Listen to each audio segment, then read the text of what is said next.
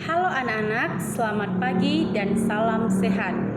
Hari ini kita akan memulai pembelajaran kita Pendidikan Agama Katolik kelas 8, bab pertama yaitu Yesus Pemenuhan Janji Allah. Sebelum kita mulai, kita awali dengan berdoa. Dalam nama Bapa dan Putra dan Roh Kudus. Amin. Selamat pagi Allah Bapa Tritunggal, terima kasih ya Tuhan karena Engkau telah memberkati kami hingga pada saat ini. Bapa, kami akan memulai pembelajaran kami, kiranya Engkau hadir bersama kami Tuhan, supaya apa yang kami dengarkan dari guru dapat kami pahami dan kami terapkan di dalam kehidupan kami sehari-hari. Kami puji dan kami sembah Engkau Tuhan sampai selama-lamanya. Amin. Santo Leo, doakanlah kami. Dalam nama Bapa dan Putra dan Roh Kudus. Amin. Anak-anak, silakan buka buku kamu bab pertama yaitu Yesus Pemenuhan Janji Allah. Sebelum kita bahas, kita harus sudah tahu terlebih dahulu apa itu janji. Kita sering sekali berjanji, tetapi kita tidak tahu apa itu arti janji. Nah, jadi janji adalah kesepakatan antara kedua belah pihak untuk melaksanakan sesuatu yang sudah diucapkan dan harus dilaksanakan dan ditepati dengan setia. Jadi, itu adalah pengertian dari janji. Ketika kamu sudah berjanji dengan teman kamu yang kamu ucapkan sendiri dari mulut kamu, maka itu kamu harus laksanakan, harus kamu tepati. Jika tidak, apa yang akan terjadi? Maka dampaknya adalah yang pertama, kamu tidak akan dipercaya lagi. Yang kedua, orang-orang akan menjauhi kamu. Dan yang ketiga, orang yang kamu ajak berjanji akan kecewa terhadap kamu. Nah, itu adalah dampak-dampak ketika kita tidak menepati janji kita kepada sesama kita. Sampai di sini mengerti ya? Kita lanjut. Jadi, dalam berjanji ini ada beberapa alasan-alasan orang untuk berjanji. Yang pertama, kita berjanji karena kita memiliki rasa cinta dan rasa belas kasih. Lalu yang kedua, kita berjanji karena kita memiliki rasa tanggung jawab.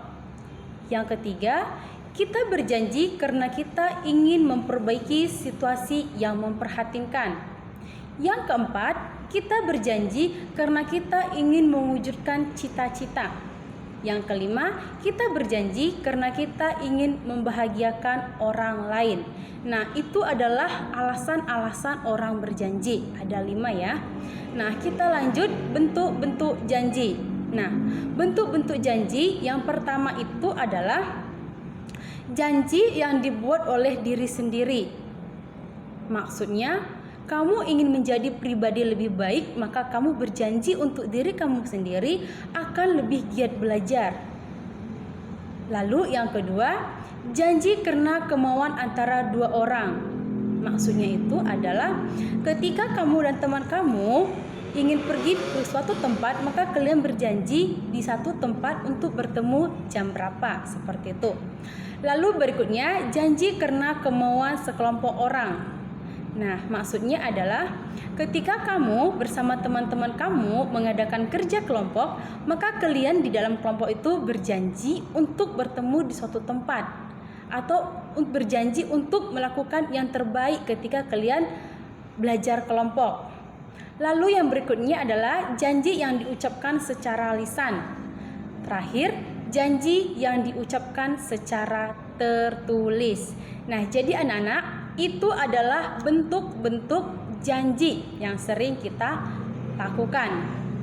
Nah, anak-anak, ketika kita memenuhi janji kita, maka kita memiliki nilai-nilai positif yang ada di dalam diri kita. Yang pertama adalah kesetiaan. Yang kedua, pengorbanan. Yang ketiga, kesabaran.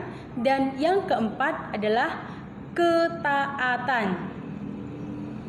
Jadi anak-anak yang terkasih, janji yang kita ucapkan itu harus kita penuhi, harus kita laksanakan dan harus kita tepati.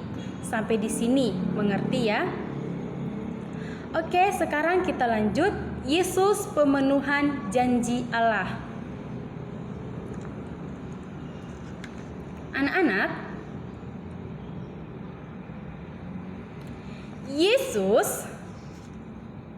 Yesus pernah berjanji untuk menyelamatkan manusia.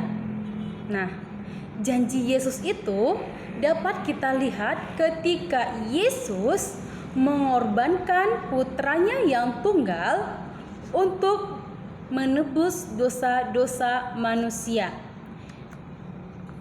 Yesus melaksanakan janji itu karena Yesus sangat prihatin atas kedosaan yang dilakukan oleh manusia. Sampai di sini mengerti? Oke, kalau mengerti kita akan lanjutkan ya. Kita akan lanjutkan. Anak-anak, kita dapat belajar dari Yesus di mana Yesus setia kepada janjinya. Kita bisa lihat ada beberapa dosa yang telah dilakukan oleh manusia, tetapi Yesus tetap berjanji ingin menyelamatkan manusia. Kita bisa lihat Kejadian 3 ayat 1 sampai 15. Di mana manusia pertama yaitu Adam dan Hawa jatuh ke dalam dosa karena mengingkari janji Yesus.